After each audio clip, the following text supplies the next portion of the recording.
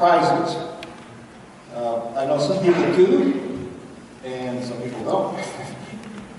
I know that there are cases where a family, friends, spouse has been able to arrange a surprise party for someone and completely kept them in the dark until the very last moment, and it's been delightful for that person as they celebrate their birthday or whatever. And I also know that there are some spouses that have gotten the word, "Don't you ever surprise me," because they simply don't want to be in that unexpected place. And I know a couple in Vail where the husband, every once in a while, will start planning a trip completely without his wife's knowledge. He will make plane reservations, hotel reservations, all the things we're going to be doing, and she has absolutely no idea about this. And then one day he'll come home from work and say, "Okay, we're leaving today. Pack your bags." And he'll tell her, well, either a sweater or a swimsuit maybe, but other than that, she has no idea where they're going until they get on the plane, and still no idea what they're going to do. Now, he loves doing the surprise for her.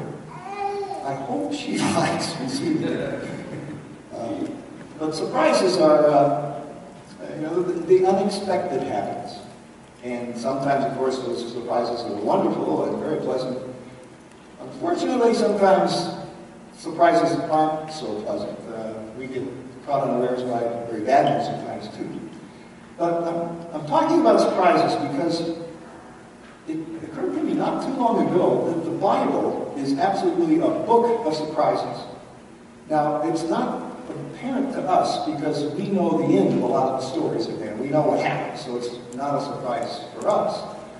But it certainly was a surprise for the people back then. I mean, you start with creation. It's the surprises of creation. And every day today we make new discoveries about the creation, whether it's the smallest particles, the quarks and the quantum mechanics, the little tiny particles, or the highest stuff in the skies and the universe. In fact, they were saying maybe it's not just a universe, maybe it's a multiverse. Incredible discoveries all the time about the human brain, about the human body, about this world that we live in. Surprise after surprise. But in the Scripture, there are surprises. The outcome of the battle between David and Goliath was really a surprise for those folks. When the Israelites were being pursued by Pharaoh's army in the desert, and suddenly they were consumed by the Red Sea. That was a surprise. And then they have the Son of God, born in a stable, very mean, poor conditions, obviously a surprise. And we still have some surprises coming. We don't know exactly when that last time will be or exactly what it will be like. It's no surprises yet. And those of us who know Christ can be confident that we'll have some very pleasant surprises as He's promised us. So we can look forward to some surprises. Well, it's interesting today that two of the lessons are real surprises for the people involved. The first one, think about Abraham and Sarah. Abraham is 99 years old. Sarah's in her 90s. Never had any children. And God comes to Abraham and says, "You're not only going to have a child, you're going to have a family that's going to turn into nations, and there will be kings that will be descendants of you, and many nations." And in fact, even though it didn't happen right away, it still took some time for this to occur. Eventually it did, and to this day, all Jews, all Christians, and all Muslims consider Abraham and Sarah their spiritual ancestors. So indeed, that happened. Well, what a surprise for Abraham and Sarah. I had a grandfather who had his last child when he was 70, with a second wife.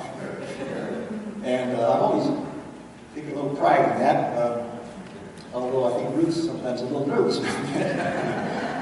But at 100, and his wife, 90-something. Incredible surprise. Well, the second surprise today is the gospel lesson. Just a few verses before this reading that you heard this morning, Jesus gathers his disciples and he says, now, who are people saying that I am? And I move toward this reading. They say, so, well, some people think you're John the Baptist.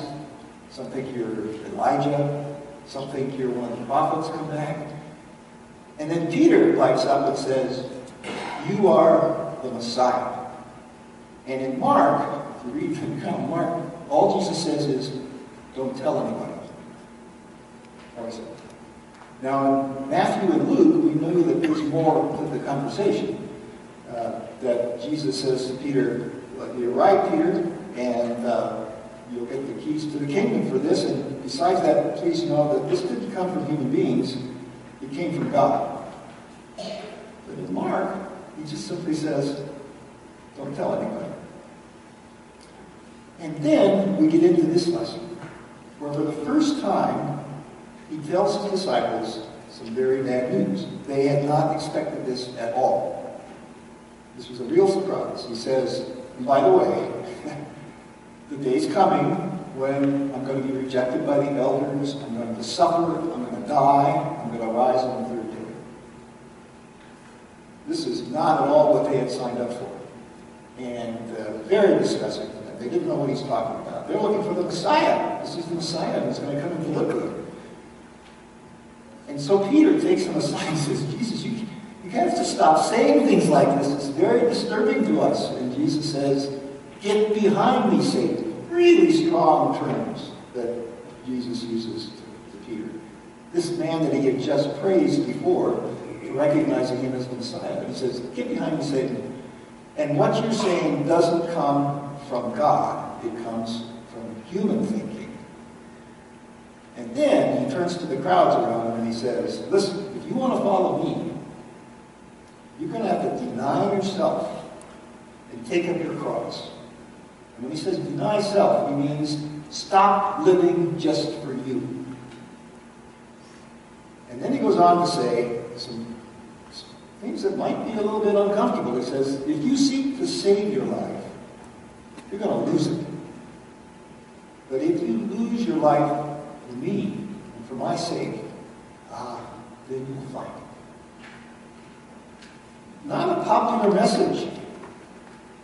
I don't watch television on Sunday mornings, and I don't think many of you do either. But there are certain televangelists we might call prosperity preachers, and you probably heard about them, who promise that if you have enough faith, you will be prosperous.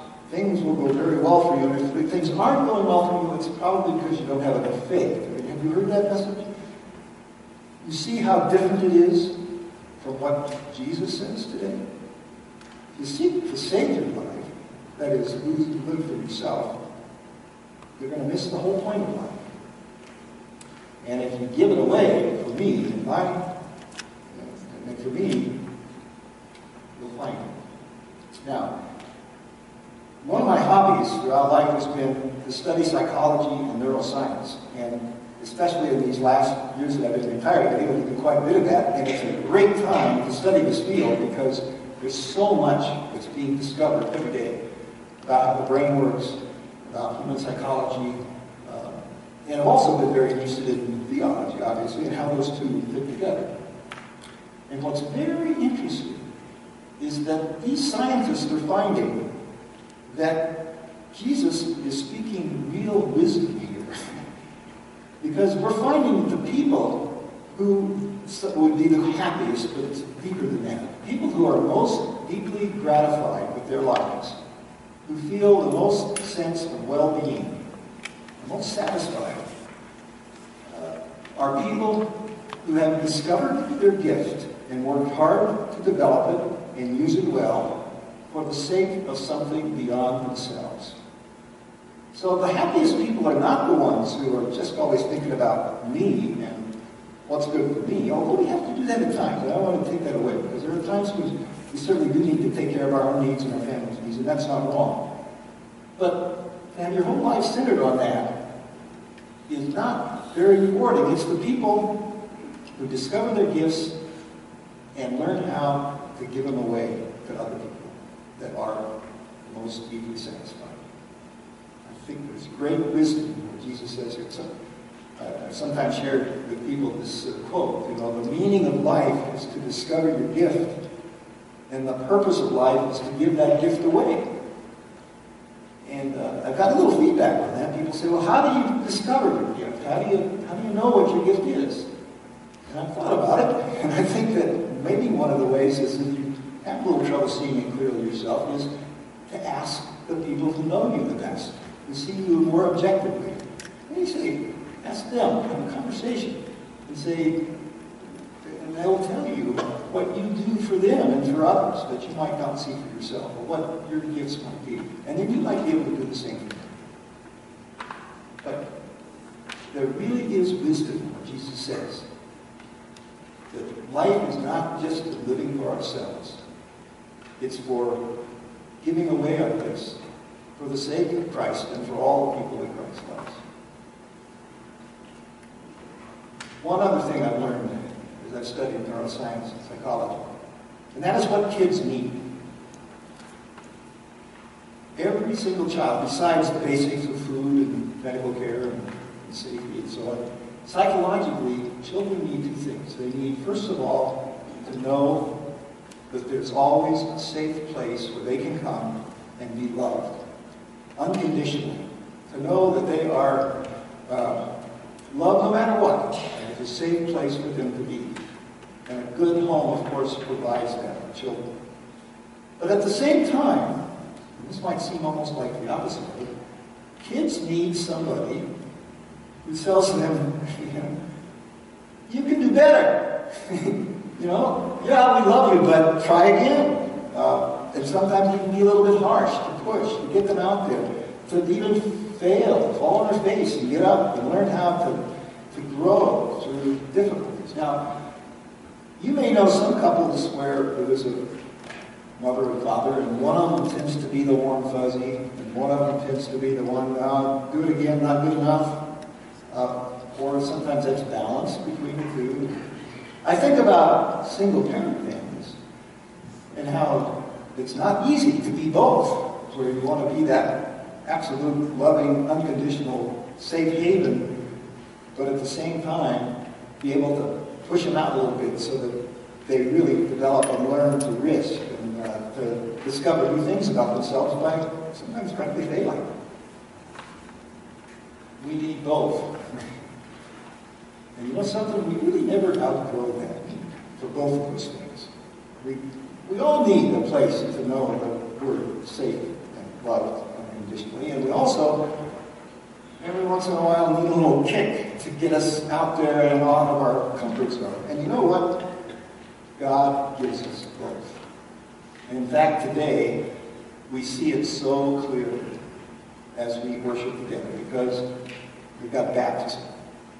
3 wonderful young people being baptized. Now, baptism is the ultimate of the warm, loving, unconditional embrace of love. And I suspect that most everybody else here has been baptized, and it might have been a long time ago, it might have been when you were a baby, you don't remember it. That's one good thing these kids will be able to remember. It's coming. But no matter how long it's been since that water dried on your forehead, the same promise applies. You were claimed for eternity. You are always with Christ. You can always absolutely depend on that unconditional love. No matter how you foul, God loves you. That's what baptism says. But then we get this word from Jesus who says, but if you want to follow me, you better learn how to deny yourself. That is, learn to not just live for yourself. You have to learn how to lose yourself a little bit for the sake of others. And when you do that, if you really do discover what your gifts are, and give them away as best you can, however way you think you should, I suspect you will discover and be surprised by some really deep